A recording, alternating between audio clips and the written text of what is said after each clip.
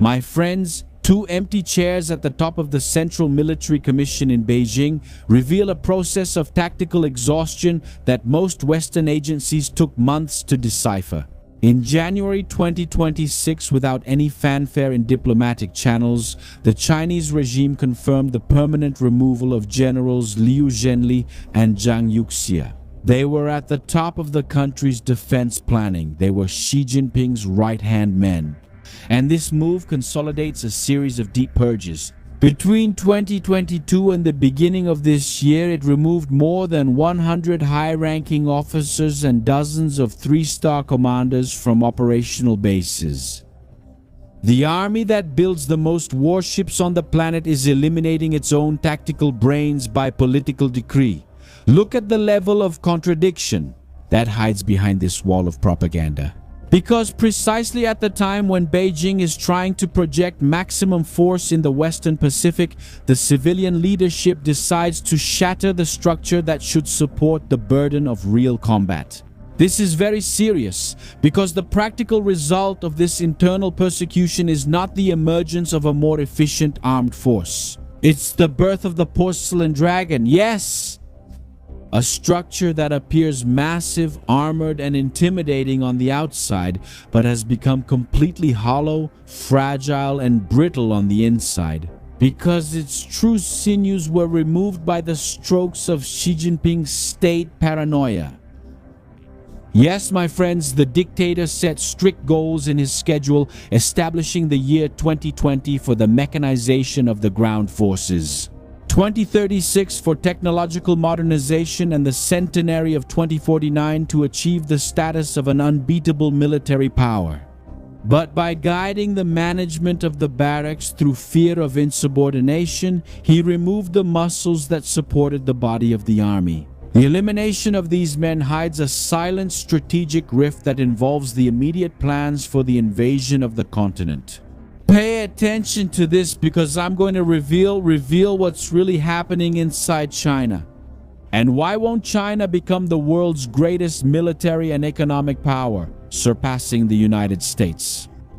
Subscribe, turn on notifications, and like the video. It takes a lot of work to make.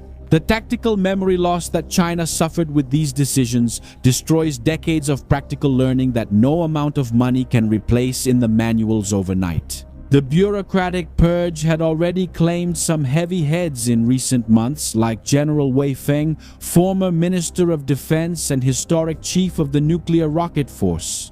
He was expelled from the party and had his rank revoked in a humiliating way. His immediate successor, General Li Chengfu, mysteriously disappeared from public life. In 2023, he set the record with the Minister of Defense for the shortest time in office before being formally dismissed. Shortly after, General Lu Huixiang, Commander-in-Chief of the Intercontinental Ballistic Missile Force, was removed from his position, paving the way for a crackdown that in 2025 reached Generals Rihe Haidong and Mian Hao, both under accusations of serious crimes. But the removal of Liu Zhenli and Zhang Yuxia in January of this year represents the operational breaking point, because these two men were the last active commanders with skin in the game and real combat experience from the Sino-Vietnamese War. Liu Zhenli joined the ranks in 1983 and coordinated the defense of the Chinese lines against 36 assaults by heavy Vietnamese infantry in border clashes that lasted until 1991. Zhang Yuxia had an even more legendary background, being the son of the decorated general Zhang Zhengchen. He demonstrated tactical ability in his early 20s when, seeing his company cornered on a fortified hill, he demanded command of the entire battalion to execute a flanking maneuver through the jungle. Years later, at the Battle of Liu Shan, the largest engagement of that conflict, Zhang designed the first modern plan for coordination between infantry and heavy artillery since the end of the Cultural Revolution, mobilizing massive volumes of fire to hold the position against 6 enemy regiments. When you capture or isolate leaders of this caliber, it's the elimination of the armed forces' combat brain trust. By removing Zhang, the bureaucrat's stroke of the pen didn't just eliminate a name. It wiped out the only mind capable of planning complex artillery operations under extreme stress, leaving the troops without real command. This purge hides a bigger issue, a direct collision with the future of Taiwan, which Western intelligence reports have just exposed. And the report from the Jamestown Foundation reveals that the accusations against the generals have less to do with financial misconduct and much more to do with a deep strategic split over the timeline for attacking Taiwan. The document, titled "The Differences of Zhang or Xia with Xi Jinping That Led to Their Purge," used data from official Chinese government sources to map out that both General Zhang and General Liu actively resisted directives issued by the Beijing leadership, considering them unrealistic from an operational standpoint. The civilian leadership demanded that the army be ready to carry out an invasion across the Taiwan Strait by the year 2027. But the veteran generals kept a technical vow of silence in meetings, arguing based on logistics that the year 2035 was the minimum viable deadline to avoid material disaster among the naval troops. And the researcher Helena Lagarda at the Merrick's Institute points out that the official statements issued after the fall of Zhang and Liu make it clear that the dismissals were political in nature, motivated by a lack of personal loyalty to the supreme leader's ideological goals. And what happened was the removal of the few generals who had the technical knowledge to say no to a disastrous war plan. And pay attention to this, because the regime eliminated technical honesty to shield political vanity, preferring submissive commanders over experienced generals who know the weight of real combat. And to achieve this obedience, the civilian leadership had to tear apart the nervous system that kept the barracks connected. An analysis published by the War on the Rocks platform by expert Christopher Nee details that the real target of the civilian leadership is not individuals, but the informal power networks known as Guanxi. Guanxi represents the invisible network of mutual trust, mentorship, and organic loyalty built over decades of shared service in the mud of the barracks.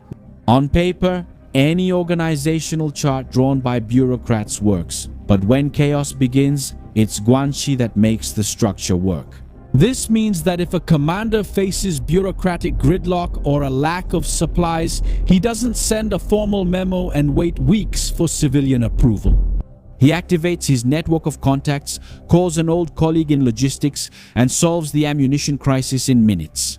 This mechanism works like a shock absorber that prevents the rigid structure of the party state from completely seizing up. It was through this loyalty engineering that Zhang Xiaoxia managed to get around the system's constraints in the past. To secure housing for thousands of officers in the Shenyang region by negotiating military land directly with local builders and bypassing state approval. These networks allowed experienced generals to recognize the most talented recruits based on practical merit, not ideological fanaticism. No one is talking about this. But Xi Jinping views this ecosystem with perpetual suspicion. For the central government, if generals have bonds of trust that operate outside the radar of political commissars, they represent a threat to absolute control, a faction capable of blocking political ambitions. The regime prefers an army made up of isolated bureaucrats rather than a force united under competent commanders. By crushing Guangxi, the civil command shattered the informal nerves that gave flexibility to the military machine, paralyzing the chain of officers who now have to operate under new survival rules. The new generals who took over the vacant positions at the turn of the year understand the implicit message of the system. Any individual initiative or report pointing out a flaw in the weaponry will be interpreted as insubordination, resulting in imprisonment. Now, China's military leadership has begun to operate under a regime of extreme caution. The commanders are terrified. They avoid taking any kind of tactical risk. They check the regulations dozens of times before moving a vehicle and prefer deliberate inaction over making a risky decision. Modern warfare in the Indo-Pacific requires speed, decentralized command, and the ability to improvise. But Beijing has shaped a slow, hesitant force, paralyzed by the fear of making mistakes.